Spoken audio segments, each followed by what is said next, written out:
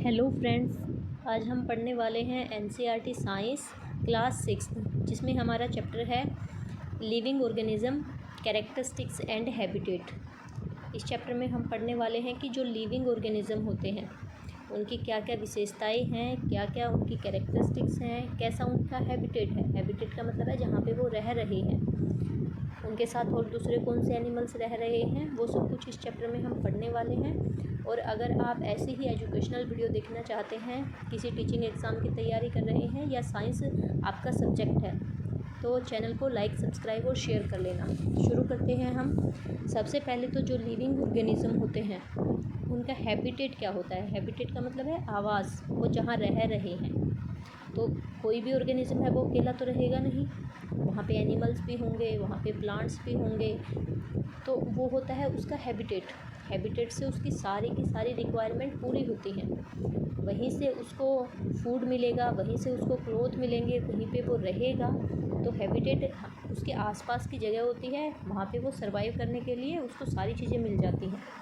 तो इसमें aquatic habitat होता है हमारे पास, और दूसरा होता है टेरेस्ट्रियल हैबिटेट। एक्वेटिक जैसे कि आपको इसके नाम से ही पता चल रहा है, ऐसा हैबिटेट जो जल वाला है, पानी वाला है, ऐसे हैबिटेट को हम बोलेंगे एक्वेटिक हैबिटेट। तो यहाँ पे क्या होता है, जो लिविंग ऑर्गेनिज्म है वो पानी के अंदर रहता है और वहीं से उसकी सारी की सारी जो ज़रूरतें हैं वो पूरी होती हैं। तो जो ऑर्गेनिज्म लिविंग वाटर के अंदर रह रहे हैं उस प्लेस को हम बोलेंगे एक्वेटिक हैबिटेट। जैसे कि पोंड है, लेक है, रिवर है, ओशियन है। आप लोगों ने देखा होगा कि पोंड है या ओशियन है, रिवर है, कुछ भी, उसके अंदर बहुत सारे एनिमल्स मिलेंगे आपको। स्टार फिश मिलेगी, फ़िश मिलेगी, डॉल्फिन मिलेगी, और भी बहुत सारे एनिमल होंगे उसके अंदर। और साथ ही वहाँ पे आपको बहुत सारे प्लांट भी मिलेंगे। पानी के अंदर भी बहुत सारे छोटे छोटे प्लांट होते हैं, कुछ फ्लावर उग जाते हैं, वहाँ पे काई मिलती है। तो ये क्या है, ये एक्वेटिक हैबिटेट है। एनिमल्स और प्लांट एक साथ रह रहे हैं और सब एक दूसरे के ऊपर म्यूचुअली डिपेंडेंट भी हैं। ये आपके पास एग्जाम्पल हो गए हैं। और इसमें वाटर एक मीडियम रहता है, पानी होता है वहाँ पे। दूसरा हम पढ़े, सेकंड टाइप जो होता है वो है हमारे पास टेरेस्ट्रियल हैबिटेट, मतलब जो ज़मीन वाला जो हैबिटेट है। इसमें सारे ऑर्गेनिज्म और प्लांट जो है वो ज़मीन के ऊपर रहेंगे और वहीं से उसकी सारी रिक्वायरमेंट पूरी होती रहेंगी। तो इसमें क्या है, एक्वेटिक जो हैबिटेट होता है इसके अंदर जो भी ऑर्गेनिज्म होगा वो लैंड के ऊपर रहेगा, इसको हम टेरेस्ट्रियल हैबिटेट बोलेंगे। जैसे कि फॉरेस्ट है, डेजर्ट है, ऑर्चार्ड है, टी गार्डन है, माउंटेन्स हैं। तो ये सारे के सारे टेरेस्ट्रियल हैबिटेट हैं। माउंटेन्स में भी आपने देखा होगा, वहाँ पे पहाड़ों के ऊपर, लेकिन रहते तो ज़मीन के अंदर ही, ज़मीन के ऊपर ही है ना। ऐसे ही गार्डन में, डेजर्ट में भी हम ज़मीन के ऊपर रह रहे हैं, फॉरेस्ट में भी। तो ये सारे के सारे टेरेस्ट्रियल हैबिटेट हैं। और यहाँ पे एयर मीडियम होता है, यहाँ पे हमारी जो हम ज़मीन के ऊपर रह रहे हैं लेकिन एयर के अंदर रह रहे हैं ना, वहीं से हम सांस ले रहे हैं, वहीं सब कुछ कर रहे हैं। अब इसके बाद आता है माउंटेन। अभी माउंटेन को हमने यहाँ भी देखा, माउंटेन जो है वो ये रहा माउंटेन। ये जो माउंटेन है ये टेरेस्ट्रियल के अंदर आ रहा है ना। तो जो माउंटेन है वो टेरेस्ट्रियल का ही एक टाइप है, लेकिन एक स्पेशल टाइप है। क्यों?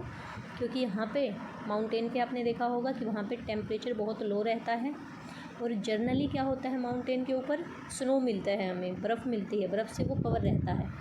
और यहाँ पे जो प्लांट्स होते हैं उनकी भी बहुत सारी वैरायटी होती हैं। जैसे ग्रास मिलेगी आपको, मोसेस मिलेगा, लाइकेन मिलेगा, मतलब वहाँ पे काई भी होगी, लाइकेन भी मिलेगा। और वहाँ के जो एनिमल होते हैं वो भी बिल्कुल अलग होते हैं, जैसे snow bear, fox, waterfowl, musk deer और वुल्फ। ये सारे के सारे माउंटेन पे हमें मिलते हैं। और आप लोग देखोगे कि ये जितने भी एनिमल्स हैं इनकी जो स्किन होती है वो बहुत मोटी होती है, ताकि वो ठंड से बचे रह सके। उसके बाद अब आप लोग देखोगे कि कोई भी हैबिटेट है वहाँ पे अलग टाइप के प्लांट होंगे और अलग टाइप के एनिमल होंगे, और वो क्या करेंगे, एक दूसरे के ऊपर डिपेंड करेंगे। तो ये म्यूचुअली शेयर करते हैं, पूरे हैबिटेट को शेयर करेंगे और एक दूसरे के ऊपर डिपेंड करेंगे। उसके बाद बारी आती है अडेप्टेशन की। अडेप्टेशन का मतलब क्या है कि जैसे आपने अभी देखा, ये जो बियर है, स्नो बियर है, फोक्स है, ये सारे के सारे हमें माउंटेन के ऊपर ही मिल रहे हैं, डेजर्ट में तो नहीं मिल रहे। ऐसे ही आपको डेजर्ट में कैमल मिलेगा लेकिन माउंटेन पे कैमल नहीं मिलेगा। तो हर एक हैबिटेट के अंदर अलग अलग टाइप के आपको प्लांट मिलेंगे और अलग अलग टाइप में आपको एनिमल्स मिलेंगे। ऐसा क्यों है? क्योंकि हर एक जो भी एनिमल या प्लांट है उसको सरवाइव करने के लिए जैसा भी हैबिटेट होगा, अगर वैसे ही उसकी फ़ीचर है तो वो सरवाइव कर जाएगा। अगर उसकी वैसी फ़ीचर नहीं है, उसकी वैसी हैबिट नहीं है उस हैबिटेट के अकॉर्डिंग, तो वो क्या करेगा? सरवाइव नहीं कर पाएगा और वो ख़त्म हो जाएगा। तो अडेप्टेशन क्या होता है? जो भी हमारा प्लांट या एनिमल है उसकी बॉडी के अंदर कुछ स्पेसिफिक फीचर होती हैं, कुछ हैबिट्स होती हैं जो उसको उस एनवायरनमेंट में रहने के एबल बनाती हैं। अगर वो वहाँ नहीं रह पा रहा है तो सर्वाइव नहीं कर पाएगा। जैसे ये स्नो बियर था, तो यहाँ इनकी जो स्किन है बहुत मोटी है तो सर्दी से बचेंगे और वहाँ पे सर्वाइव कर पाएंगे। अगर इनकी स्किन जिन भी एनिमल की स्किन पतली थी वो वहाँ पे सर्वाइव नहीं कर पाए और वो मर गए। तो हैबिटेट में क्या होता है? कुछ स्पेसिफिक फीचर्स और हैबिट होती हैं एनिमल और प्लांट के अंदर, जिसकी वजह से वो उस हैबिटेट के अंदर लीव कर पाते हैं। जैसे कि ये देखो आप, ये कैमल है। अब ये कैमल डेजर्ट में रह रहा है, तो कैमल के अंदर वैसे ही अगर फीचर होंगी ताकि वो डेजर्ट में क्या है? पानी कम होगा, तो कैमल जो होता है वो कई दिनों तक बिना पानी के रह सकता है, तभी तो वो सर्वाइव कर पा रहा है। अगर कैमल को रोज़ बहुत सारा पानी चाहिए होता तो वो सर्वाइव ही नहीं कर पाता, क्योंकि वहाँ तो पानी की कमी है। सेकंड, आप देखो कैमल की जो टांगें हैं वो बहुत लंबी लंबी हैं। इतनी लंबी टांगें इसकी क्यों है? ताकि डेजर्ट में जो रेत होता है वो क्या करता है? दिन के टाइम बहुत गर्म हो जाता है, रात में बहुत ठंडा हो जाता है। तो दिन में वो जब बहुत गर्म हो गया है, ताकि वो जो हीट है वो उसकी बॉडी तक ना पहुँचे और वो सर्वाइव कर पाए, तो इसलिए इसकी टांगें लंबी हैं। तो कोई भी आप एनिमल या प्लांट देखोगे, अब आप ये देखोगे कि डेजर्ट में जो प्लांट होते हैं उनके जो पत्ते होते हैं बहुत छोटे होंगे या होंगे ही नहीं, क्योंकि प्लांट में से क्या होता है? पत्तों में से क्या होता है? ट्रांसपिरेशन होती रहती है, पानी भाप बन के उड़ता रहता है। तो अगर इतना पानी का लॉस हो जाएगा वहाँ से, तो पानी की तो वहाँ वैसे ही कमी है। तो इसीलिए कैसा भी हैबिटेट हो, वहाँ पे जो एनिमल और प्लांट आप देखोगे उनकी कुछ ऐसी स्पेसिफिक फीचर्स मिलेंगी, तभी वो वहाँ पे सर्वाइव कर पाएंगे। ऐसे ही इधर देखो, ये जो फ़िश है, जितनी भी आपने फ़िश देख रहे हो इस डायग्राम के अंदर, सबका कलर अलग है, शेप अलग, कलर अलग है, साइज़ अलग अलग है, लेकिन शेप उनकी बिल्कुल सेम है। सारी की सारी फ़िश की जो बॉडी है वो स्ट्रीमलाइन है। क्यों? क्योंकि ये जो स्ट्रीमलाइन बॉडी होती है इसी के कारण वो तैर पाती हैं पानी के अंदर। अदरवाइज़ अगर उनकी बॉडी ऐसी स्ट्रीमलाइन नहीं होगी तो वो तैर नहीं पाएंगी। तो इस तरीके से हर एक एनिमल में कुछ फीचर होती हैं, तभी वो सर्वाइव कर पाता है। ऐसे ही अब आप देखोगे कि डेजर्ट की हमने ऊँट का देख लिया, ऊँट की तो टांगें लंबी हैं, रह पाता है, लेकिन डेजर्ट में तो आपको रैट भी मिलेंगे, स्नेक भी मिलेगा, तो वो वहाँ पे कैसे सर्वाइव करेंगे? उनकी तो टांगें नहीं हैं लंबी, वो तो बिल्कुल मतलब जो लैंड होती है उसी के ऊपर चलते रहते हैं, तो उनकी बॉडी तो हीट को एब्जॉर्ब कर लेगी, वो तो गर्मी से ही मर जाएंगे। लेकिन जो रैट है या जो स्नेक है वो डेजर्ट में आप लोगों ने देखा होगा कि वो तो बिल के अंदर रहता है, तो वो दिन के अंदर क्या करेगा? मिट्टी में बिल बना के उसके अंदर रहेगा, अपनी बॉडी को गर्मी से बचाएगा, और रात में जब रेत ठंडा हो जाता है तो बिल से बाहर आएगा और आराम से रहेगा। तो इस तरीके से इनके सबके एडेप्टेशन के तरीके बिल्कुल अलग अलग हैं, लेकिन कुछ एडेप्ट किया है। अगर इन्होंने ये एडेप्ट किया इस तरीके से कि वो बिल में रह पा रहे हैं तो वहाँ पे ज़िंदा है, अगर वो बिल में नहीं रहते, लैंड के ऊपर ही रहते, तो अब तक मर जाते वहाँ से। ऐसे ही ये प्लांट दे रखे हैं डेजर्ट वाले, इनमें देखो आप पत्ते बहुत छोटे छोटे हैं, इनमें पत्ते हैं ही नहीं, और इस पे पत्ते छोटे छोटे हैं, इसमें बिल्कुल ही पत्ते नहीं हैं। इसमें पत्ते की जगह पे क्या हो गया? स्पाइंस आ गई हैं, कांटे बन गए हैं। ये लीफ ही है जो मॉडिफाई होके इसका स्पाइन बन गया है, तो ये क्या है? तभी ये वहाँ पे सर्वाइव कर पा रहे हैं। अदरवाइज़ बड़े बड़े अगर पत्ते होते तो ये सर्वाइव नहीं कर पाते, क्योंकि बहुत वाटर लॉस कर देते और वहाँ वैसे ही पानी की कमी थी। उसके बाद नेक्स्ट आप ये देखो, जो माउंटेन्स होते हैं वहाँ पे जो ट्री की शेप होती है, यहाँ पे जो ट्री की शेप होती है वो इस तरीके से होती है। क्यों होती है? क्योंकि माउंटेन्स पे क्या होता है? बर्फ़ पड़ती रहती है, तो यहाँ पे जो भी बर्फ़ पड़ेगी वो क्या होगा? ऐसे फिसलते फिसलते और नीचे गिर जाएगी। तो इसलिए यहाँ पे जो भी माउंटेन पे जितने भी आपको पेड़ मिलेंगे लगभग सबकी शेप इस तरीके से होगी। या तो उनके बहुत बड़े बड़े पत्ते होंगे, क्योंकि वहाँ पे बहुत पानी है तो बहुत ज़्यादा ट्रांसपिरेशन कर सकते हैं, और उनकी शेप जो होगी जैसे क्रिसमस ट्री होता है उस तरीके से उनकी शेप होगी, ताकि जितनी भी बर्फ़ उस पर गिरे वो उसके ऊपर ही ना रहे, बल्कि वो फिसल के नीचे आके गिर सके। नेक्स्ट है हमारा ये देखो माउंटेन पे जितने भी एनिमल हैं सब अलग अलग हैं, लेकिन सबकी जो बॉडी है वो बहुत मोटी उनकी स्किन है ताकि वो ठंड से बचें। दूसरा, उनकी बॉडी के ऊपर बहुत ज़्यादा फर हैं जो उनको बर्फ़ में ठंड से बचाने का काम करते हैं, और इसी फर को यूज़ करके फिर हम क्या करते हैं, स्वेटर शॉल वगैरह बनाते हैं। नेक्स्ट ये देखो, अब कहीं पे भी अगर हम रह रहे हैं तो वहाँ पे क्या होगा, कोई भी अगर हैबिटेट है, चाहे वो एक्वेटिक है चाहे वो टेरेस्ट्रियल है, चाहे हम पानी के अंदर रहें चाहे हम ज़मीन के ऊपर रहें, वहाँ पे क्या होगा, कुछ प्लांट मिलेंगे कुछ एनिमल मिलेंगे।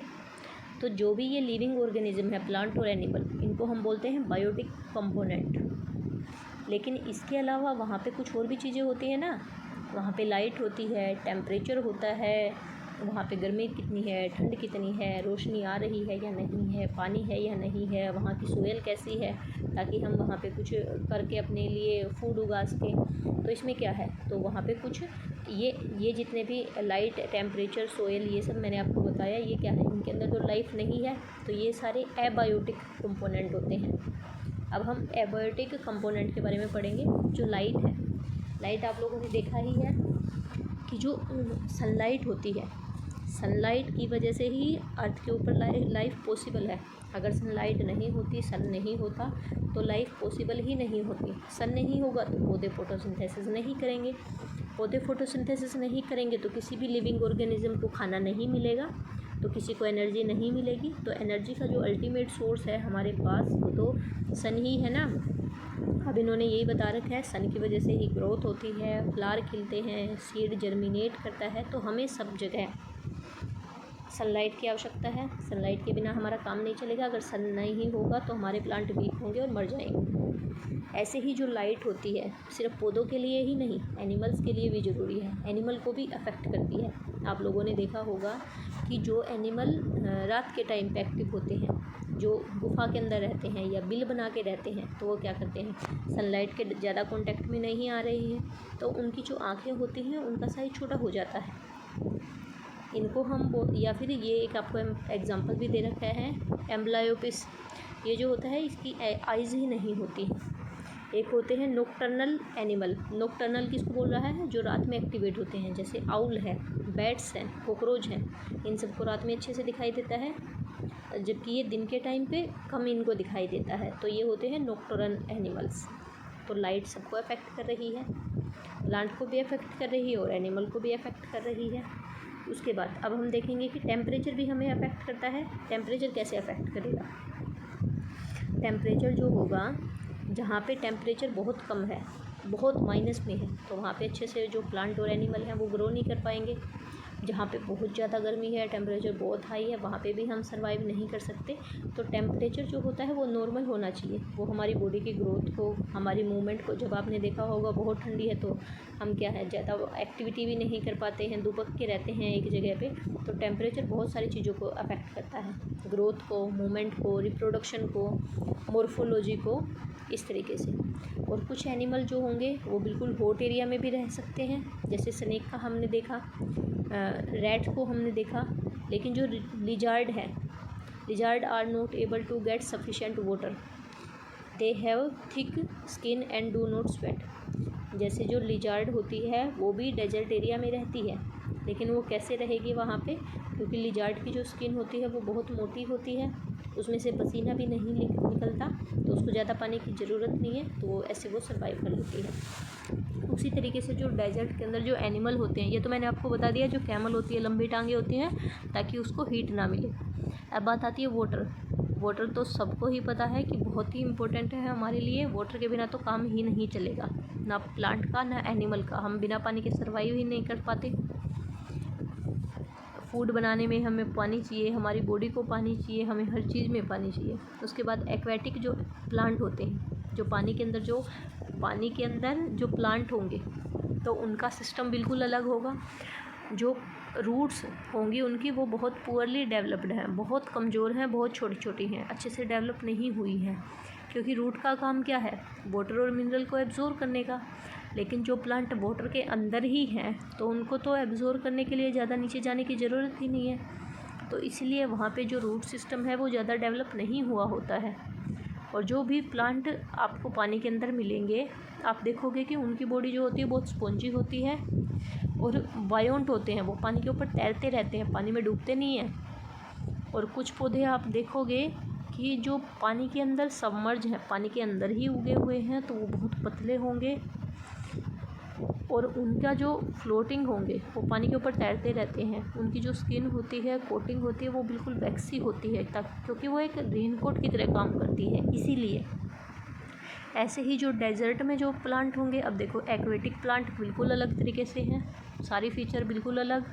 डेजर्ट में जो प्लांट होंगे उनका सिस्टम बिल्कुल अलग होगा, क्योंकि डेजर्ट में पानी बहुत नीचे है मिट्टी के, तो इसलिए उसकी रूट्स जो होंगी बहुत लंबी लंबी होंगी, क्योंकि उनको बहुत नीचे से पानी को एब्जॉर्ब करके आना है। उनका जो स्टेम होगा वो बिल्कुल सक्लेंट होगा और स्पंजी होगा, क्योंकि जो उनका स्टेम होता है ना, वहाँ पे पानी स्टोर होता रहता है, वो ग्रीन कलर का होता है और फोटोसिंथेसिस में हेल्प भी करता है। और डेजर्ट में पानी की कमी है, तो इसलिए उनके जो स्टोमेटा होंगे उनकी बॉडी में बहुत कम होंगे, उनके लीफ पे स्टोमेटा की जो क्वांटिटी है वो कम होती है, क्वालिटी सॉरी, मतलब जो नंबर हैं स्टोमेटा के, जो नंबर हैं डेजर्ट प्लांट में वो बहुत कम रहते हैं। तो एक्वेटिक प्लांट का सिस्टम बिल्कुल अलग, डेजर्ट प्लांट का सिस्टम बिल्कुल अलग। ये देखो आप, ये आपको डेजर्ट प्लांट दे रखे हैं। ये वाला जो डेजर्ट प्लांट है, ये प्लांट जो है वाटर के बिल्कुल ऊपर है, इसकी जो जड़ होंगी ना वो ज़्यादा नीचे तक नहीं गई है, वो ऐसे ही फैली हुई हैं, बस पानी में ही तैर रही हैं, क्योंकि पानी तो उसको यहीं से मिल गया, यहीं से एब्जॉर्ब हो रहा है, आराम से वो ऊपर तैरता रहेगा। ये वाला जो प्लांट है ये क्या है, ये यहाँ से उगा है, ये मिट्टी के अंदर से नहीं उगा है, पानी में ही उगा हुआ है और पानी से ऊपर रह रहा है। दूसरा जो ये प्लांट है, ये पानी के अंदर जो मिट्टी है, समुंदर के या नदी के अंदर जो मिट्टी है वहाँ से उगा है, लेकिन पानी के ऊपर तक नहीं पहुँचा है, पानी के अंदर ही रह रहा है, तो इसकी क्वालिटी थोड़ी अलग होंगी। इसके अंदर जो स्टेम है वो बहुत पतला है और बहुत टेंडर है, वो टाइट नहीं होता है, ऐसा नहीं है कि तेज़ पानी आए तो टूट गया, ये टेंडर होता है। यहाँ का बहाव है तो इधर मुड़ गया, उधर का बहाव है तो उधर मुड़ गया, इस तरीके से होता है। और ये वाला जो प्लांट आप देख रहे हो, ये मिट्टी के अंदर से उगा है लेकिन पानी के ऊपर तक गया है, इसके पत्ते बहुत बड़े बड़े हैं, इसका भी स्टेम जो है टेंडर है। तो ये सारी की सारी फीचर्स, तो एक्वेटिक प्लांट की फ़ीचर बिल्कुल अलग है। उसके बाद जो एक्वेटिक प्लांट, देखो यहाँ हमने क्या देखा, एक्वेटिक प्लांट के जो पोअर सिस्टम था, रूट, ये हमने देख लिया। बॉडी जो है बिल्कुल बायोंट है, उसके लीफ जो होंगे बहुत पतले होंगे और वो फ्लोट करते रहेंगे। डेजर्ट प्लांट में क्या देखा कि रूट सिस्टम ज़्यादा डेवलप है, स्टेम जो होता है वो स्पंजी होता है और वहाँ पे साथ ही वो फोटोसिंथेसिस में हेल्प भी करता है और स्टोमेटा के नंबर कम होते हैं। अब इसके बाद जो लीव्स होते हैं डेजर्ट प्लांट के, वो या तो बहुत छोटे होंगे या फिर वो स्पाइंस में कन्वर्ट हो जाएंगे। तो ये क्वेश्चन आपसे पूछा जा सकता है कि जो स्पाइंस है वो किसका रूप है, किसका मॉडिफाइड रूप है, वो लीफ का, लीफ ही कन्वर्ट होते हैं स्पाइन में। अब देखो फिश होती है, प्लांट वाटर के अंदर फिश रहती हैं, तो फिश की जो बॉडी होती है उसमें भी कुछ एडेप्टेशन आई है, तभी वो पानी के अंदर सर्वाइव कर पा रही है। इंसान को पानी के अंदर डाल दोगे तो वो क्या मछली की तरह सर्वाइव करेगा पूरी ज़िंदगी? ऐसा नहीं हो सकता ना, क्योंकि जो फ़िश है उसने कुछ अडेप्टेशन कर ली है। क्या? एक तो इसकी जो टेपरिंग एंड्स हैं, जो इसके फ़िश होती है, इसके जो एंड होते हैं वो टेपरिंग होते हैं, मतलब फैले हुए होते हैं। जैसे कोई हमें पानी में तैरना होता है तो आप लोगों ने देखा होगा ना कि वो पैरों पे कुछ बांध लेते हैं ताकि वो अच्छे से तैर सकें। दूसरा जो फ़िश होती है वो स्लिपरी स्केल होते हैं, इसकी जो बॉडी होती है बहुत स्लिपरी होती है, मुलायम होती है, जो इसको स्विमिंग में हेल्प करती है। और तीसरा जो फ़िश होती है वो कहाँ से रेस्पिरेशन करेगी? गिल्स से। अब उसके बाद फाइटोप्लैंक्टन क्या होते हैं? जो फ्लोटिंग प्लांट होते हैं एक्वेटिक हैबिटेट में, उनको हम बोलते हैं फाइटोप्लैंक्टन। और जूप्लैंक्टन, ये सारे के सारे स्मॉल एनिमल होते हैं जो कि एक्वेटिक हैबिटेट में रहते हैं। आप ये ऐसे याद रखो कि जो प्लैंक्टन है इसका मतलब है कि एक्वेटिक हैबिटेट, और फाइटो का मतलब है एक्वेटिक हैबिटेट में जो फ्लोटिंग प्लांट हो गए। ऐसे ही जूप्लैंक्टन का मतलब क्या है? एक्वेटिक हैबिटेट के अंदर जो छोटे एनिमल होंगे उनको हम जूप्लैंक्टन बोलेंगे। उसके बाद अब जितने भी हमने ये बायोटिक कंपोनेंट देखे और एबायोटिक कंपोनेंट देखे, कोई भी ऑर्गेनिज्म है किसी भी हैबिटेट के अंदर रह रहा है तो वो अकेला नहीं रहेगा ना, वो दूसरों के कांटेक्ट में आएगा, दूसरे के ऊपर वो इंडिपेंडेंट मतलब इंटरडिपेंडेंट होगा, म्यूचुअली डिपेंडेंट होंगे दोनों एक दूसरे के ऊपर। तो यही चीज़ बोली गई है कि जो बायोटिक फैक्टर होते हैं और जो एबायोटिक फैक्टर होते हैं, बायोटिक में प्लांट और एनिमल, एबायोटिक में जो ये लाइट वाटर ये सब हमने देखा वो सब, तो ये दोनों के दोनों कंपोनेंट एक दूसरे के ऊपर डिपेंड करते हैं, ठीक है। उसके बाद जो लिविंग ऑर्गेनिज्म होते हैं, अब उनको जीना है, अगर लिविंग ऑर्गेनिज्म हम किसको बोलेंगे, जिनको वाटर, एयर और फूड की रिक्वायरमेंट होती है अपने सर्वाइवल के लिए, वो सारे के सारे लिविंग ऑर्गेनिज्म हैं, इसमें प्लांट और एनिमल आएंगे। और नॉन लिविंग, जिनको वाटर, फूड और एयर की रिक्वायरमेंट नहीं है, टेबल, चेयर, ये सारी चीज़ें, इनको हम नॉन लिविंग थिंग बोलेंगे। उसके बाद लाइफ क्या होती है, लाइफ होती है, एक मिनट,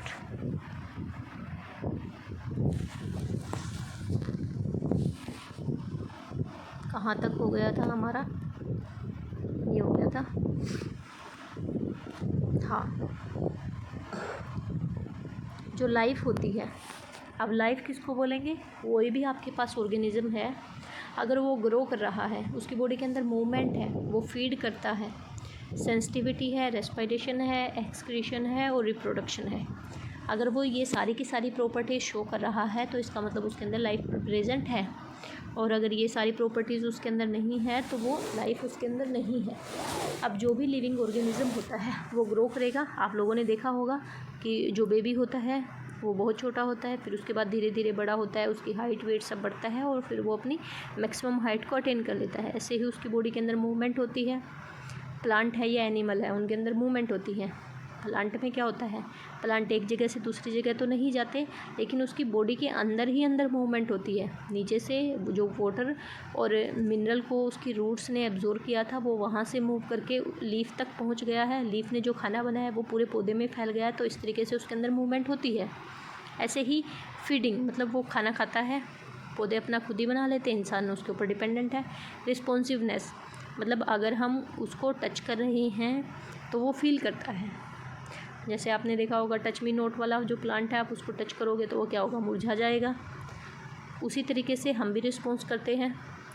हमें भी कोई किसी भी तरीके से अगर डर मतलब फियर होता है, हमें कोई टच करता है तो हम एंग्री होते हैं, ये सारी चीज़ें, तो ये सारे रिस्पॉन्स हम करते हैं। एक्सक्रीशन, जो भी हमने खाना खाया है, डाइजेशन के बाद जो भी वेस्ट मटेरियल होता है उसको हम अपनी बॉडी से बाहर निकालते हैं, तो ये एक्सक्रीशन है।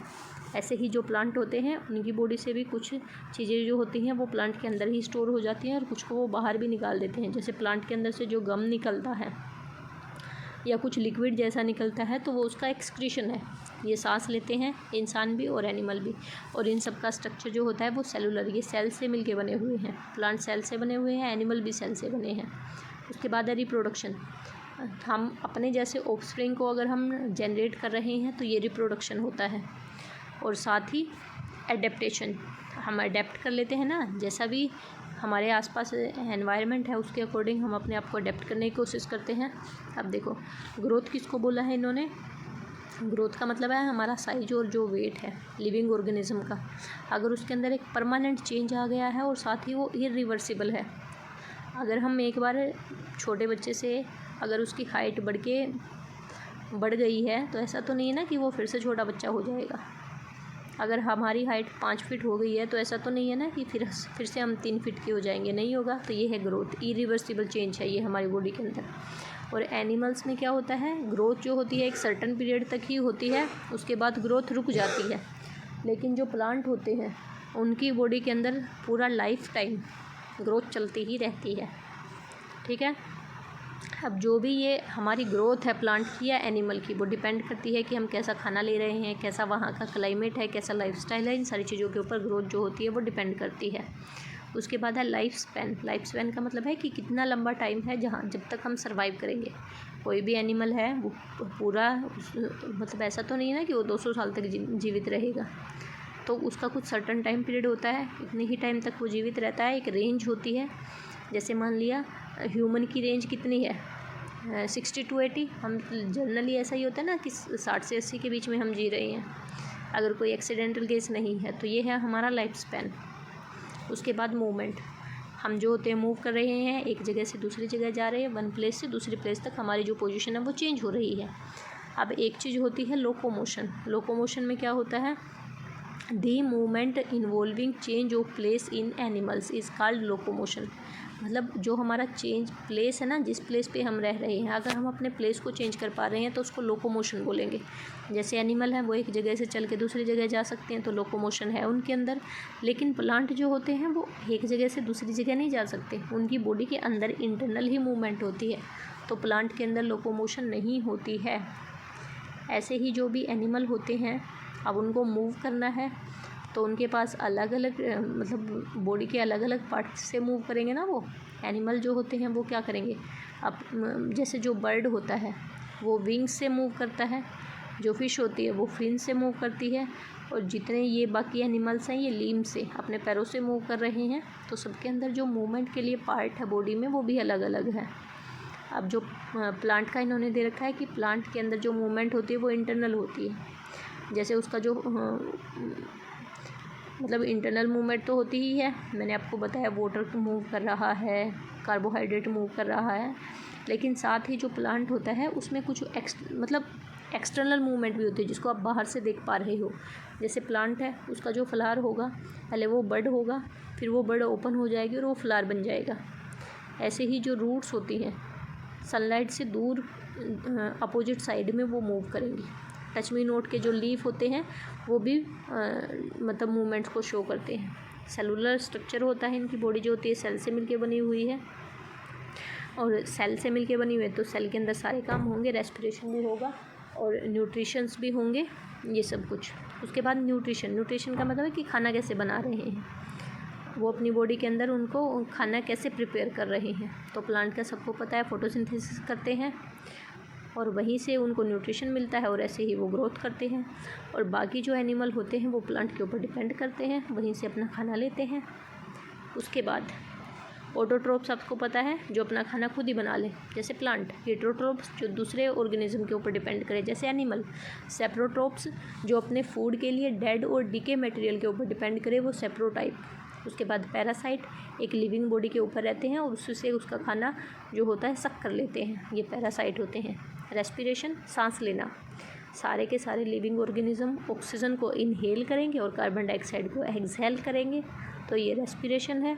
जब वो ऑक्सीजन को लेते हैं, उन्होंने जो खाना खाया है वो उसकी सेल के अंदर ब्रेक डाउन होता है और एनर्जी उसको मिलती है और फिर उसकी बॉडी में से कार्बन डाइऑक्साइड बाहर निकलता है, ये ब्रीदिंग होती है। तो सभी लिविंग ऑर्गेनिज्म रेस्पिरेशन करते हैं।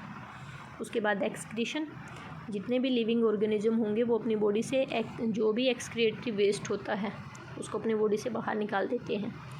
एनिमल्स भी और प्लांट्स भी।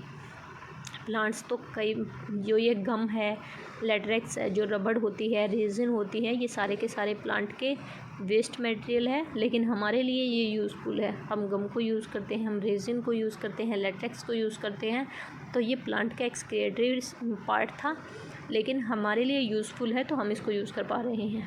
उसके बाद जो भी लिविंग ऑर्गेनिज्म होते हैं वो स्टिमुलस को रिस्पॉन्स करते हैं। कोई भी स्टिमुलस का मतलब क्या है, मतलब कोई भी अगर उनको चेंज आ रहा है उनके सराउंडिंग में तो उसको वो रिस्पॉन्स करेंगे। जैसे कोई अगर हमारे मुंह के ऊपर टॉर्च मार दे तो हम क्या करेंगे, एकदम से अपनी आँखों को बंद कर लेंगे। तो हमारे आसपास अगर कोई चेंज आता है तो हम रिस्पॉन्स करते हैं, तो सारी लिविंग ऑर्गेनिज्म ऐसे ही करते हैं। जैसे खाना अगर हम देख लें तो क्या करेंगे, हमारे मुंह में लार आ जाएगी। लाइट देख लें तो आंखें बंद हो जाएंगी। अगर कुछ ऊपर से गिरेगा तो ग्रेविटेशनल फोर्स के कारण वो नीचे ही आएगा। तो ये सारे के सारे स्टिमुलस होते हैं। रिप्रोडक्शन, जितने भी लिविंग ऑर्गेनिज्म होते हैं वो अपने ही जैसे लिविंग बीइंग को प्रोड्यूस करते हैं, ये होता है रिप्रोडक्शन। मतलब जो लाइफ है उसी ने एक लाइफ को प्रोड्यूस कर दिया है। जो प्लांट्स होते हैं वो रिप्रोडक्शन कैसे करेंगे, सीड्स से करेंगे या वेजिटेटिव पार्ट से करेंगे। वेजिटेटिव पार्ट का मतलब है उसकी जो टहनी होती है या उसका जो फ्रूट होता है, वहाँ से भी अगर हम किसी नए प्लांट को उगा पा रहे हैं तो वो वेजिटेटिव पार्ट होता है प्लांट का, और वहीं से उसमें रिप्रोडक्शन हो रही है। ठीक है, ये देखो, ये क्या हो रहा है, ये एक बेबी था, पहले पहले ये इतना छोटा था, फिर ये इतना हुआ, फिर इतना हुआ, फिर इतना इतना इतना। तो यहाँ से इस आदमी ने इसके अपने ही जैसे ऑफस्प्रिंग को पैदा किया ना, तो ये रिप्रोडक्शन है। और साथ ही इसके अंदर जो चेंज आके ये इतना बड़ा हो गया है, ये वापस ऐसे छोटा तो नहीं हो सकता ना।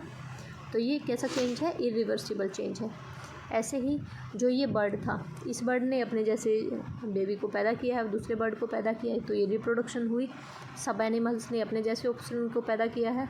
ऐसे ही जो प्लांट है, इसमें हमने क्या किया है, एक बीज था, उस बीज ने जर्मिनेट होकर पूरा प्लांट बना दिया है। तो क्या हुआ? प्लांट से प्लांट बना है। प्लांट का बीज था, उस बीज को उगाया, फिर से प्लांट बन गया। उसके बीज को उगाओगे, फिर से प्लांट बन जाएगा। अडेप्टेशन क्या होती है? The change in specific feature and habitat which enable a plant और animal to live in a particular habitat is called a adaptation. मतलब कोई भी हैबिटेट है, वहाँ पे जो प्लांट और एनिमल रह रहे हैं, उनकी बॉडी के अंदर कुछ फीचर्स होती हैं, कुछ हैबिट्स होती हैं, जिसकी वजह से वो वहाँ पे सर्वाइव कर पाते हैं। एक्वेटिक जो वाटर के अंदर रहते हैं, और टेरेस्ट्रियल जो कि सोयल के ऊपर रहते हैं, ज़मीन के अंदर रहते हैं। ग्रोथ मैंने आपको बता दिया। बायोटिक फैक्टर ये रह गया था। ये देखो, जो भी कोई भी हैबिटेट है, वहाँ पे 2 टाइप की चीज़ें आपको मिलेंगी, कुछ लिविंग चीज़ें होंगी और कुछ नॉन लिविंग। जितनी भी लिविंग चीज़ें होती हैं किसी भी हैबिटेट के अंदर, वो उसके बायोटिक कंपोनेंट होते हैं। प्लांट और एनिमल इसके एग्जांपल रहेंगे। एक्सक्रीशन, वेस्ट मटेरियल को बाहर निकालना। ग्रोथ, हाइट और वेट में जो इरिवर्सिबल चेंज आ रहा है। हैबिटेट क्या होता है, सब मैंने आपको पढ़ा दिया है। रिप्रोडक्शन, रेस्पिरेशन, स्टिमुलस, ये वाला चैप्टर जो है हमारा ख़त्म होता है। ठीक है। ऐसे ही एजुकेशनल वीडियो देखने के लिए चैनल को लाइक, सब्सक्राइब और शेयर